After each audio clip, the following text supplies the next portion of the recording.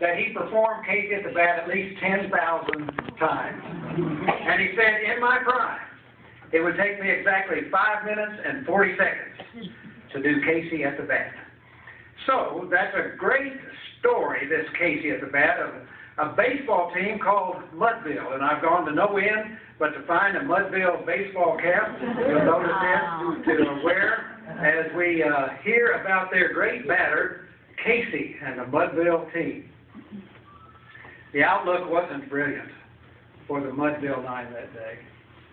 The score stood 2-4, but with 1 inning left to play. So when Cooney died on first, and Burroughs did the same, a sickly silence fell upon the patrons of the game.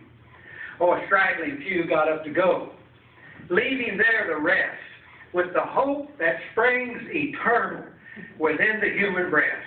They thought, if but only Casey could get a whack at that.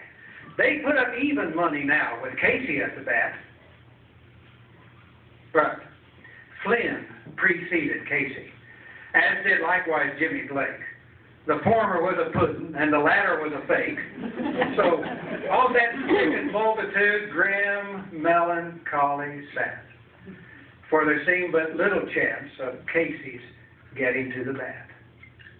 Well, Flynn let drive a single, to the wonderment of all. And Jimmy Blake, the much despised, tore the cover off the ball. And when the dust had lifted and they saw what had occurred, there was Jimmy safe at second and Flynn a hugging third. Well, from that gladdened multitude there went up a joyous yell. It bounded from the mountaintop and rattled in the dell. It struck against the hillside and rebounded in the flat for Casey. Mighty Casey was advancing to the bat. There was ease in Casey's manner as he stepped into his place. There was pride in Casey's bearing and a smile on Casey's face. And when responding to the cheers, he lightly doffed his hat. No stranger in the crowd could doubt 'twas Casey at the bat. 10,000 eyes were on him as he rubbed his hands with dirt. 5,000 tongues applauded as he wiped them on his shirt. And while the writhing pitcher ground the ball into his hip, defiance gleamed in Casey's eyes. A sneer curled Casey's lips. And now, the leather-covered spear comes hurling through the air, but Casey stands a-watching it in haughty grandeur there. Close by the sturdy batsman, the ball unheeded sped. "That ain't my style," said Casey. "Strike one," the umpire said. From the bleachers, black with people, there went up a sullen roar, like the beating of the storm waves on a stern and distant shore. "Kill him! Kill the umpire!" shouted someone in the stand. And it's likely they'd have killed him had not Casey raised his hand with a smile of Christian charity. Great Casey's species shone. He stilled the rising tumult. He bade the game go on. He signaled to the pitcher, and once more the spheroid flew, but Casey still ignored it. The umpire said, "Strike two!"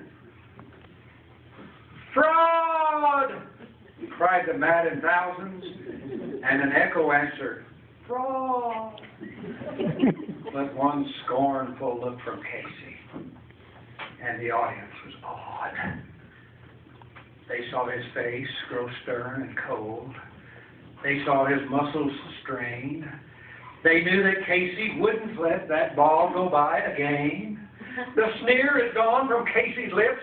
His teeth are clenched in hate. He pounds with cruel violence his bat upon the plate. And now the pitcher holds the ball, and now he lets it go, and now the air is shattered by the force of Casey's blow.